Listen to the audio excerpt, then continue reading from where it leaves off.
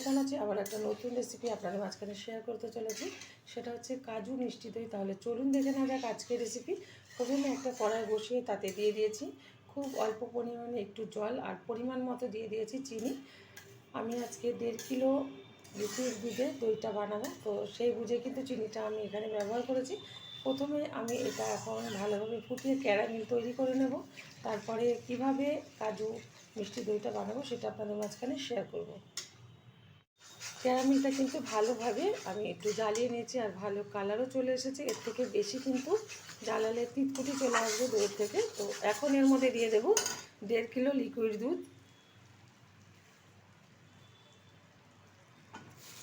ঢেলে দিচ্ছি।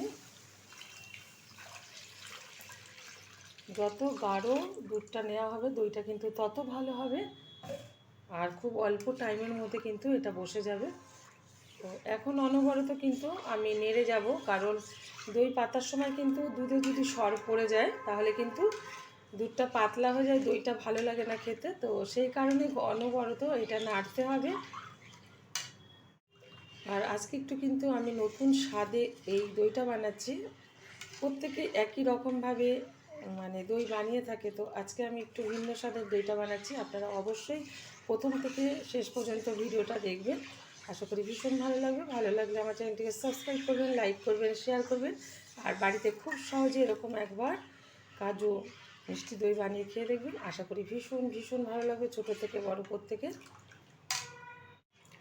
দুধটা কিন্তু উষ্ণ গরম হয়ে গেছে। এখন এর মধ্যে দিয়ে দেবো কিছুটা এভরিডে গুঁড়ো দুধ। আপনারা এখানে আমুল দুধও ব্যবহার করতে পারেন, তো এতে কিন্তু স্বাদটা ভীষণ ভালো আসবে। নাড়িয়ে দিচ্ছি ভালোভাবে।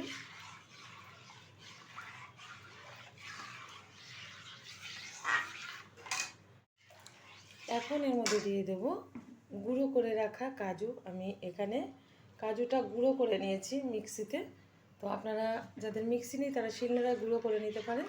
এই কাজুটা দেওয়ার ফলে কিন্তু দইটার অসাধারণ একটা স্বাদ আসবে। তো অনবরত কিন্তু এবার নাড়িয়ে যাব, নাড়ানোর পালা। দুধটা কিন্তু ঘন করে জ্বালিয়ে নিয়েছি, একদম দইয়ের জন্য ঠিকঠাক এই যে। আর এদিকে কিন্তু 200 গ্রাম টক দই আমি জল ঝরিয়ে ভালোভাবে ফেটিয়ে নিয়েছি। এখন ওভেনের আঁচটা আমি বন্ধ করে দুধটা ফ্যানের হাওয়ায় ঠান্ডা করে নেব। উষ্ণ উষ্ণ গরম রাখবো, পুরো ঠান্ডা করব না।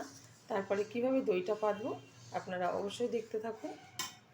দুধটা কিন্তু ফ্যানের হাওয়ায় আমি ঠান্ডা করে নিয়েছি, মানে হাত ডুবানোর মতন উষ্ণ গরম আছে।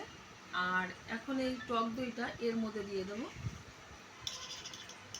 টক দইটা কিন্তু এর মধ্যে আমি ঢেলে দিয়ে ভালো করে ফেটিয়ে নিচ্ছি। আর এরকম কিন্তু ফ্যানা উঠলে ভীষণ ভালো লাগে দইয়ের যে উপরের লেয়ারটা সেটা খেতে। একটা কন্টেনারে ঢেলে নেব।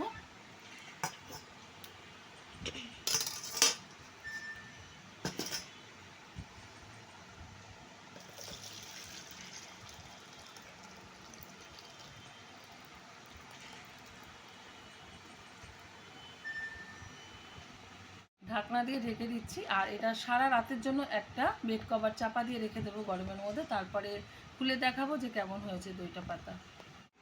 6 থেকে 7 ঘন্টা বাদে আমি দইয়ের ঢাকনাটা খুলে দিচ্ছি। ঢেকে রেখেছিলাম একটা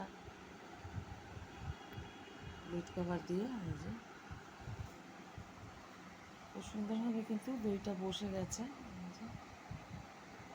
এখন আমি এটা ফ্রিজে রাখবো, তারপরে সার্ভ করবো ঠান্ডা হয়ে যাওয়ার পর।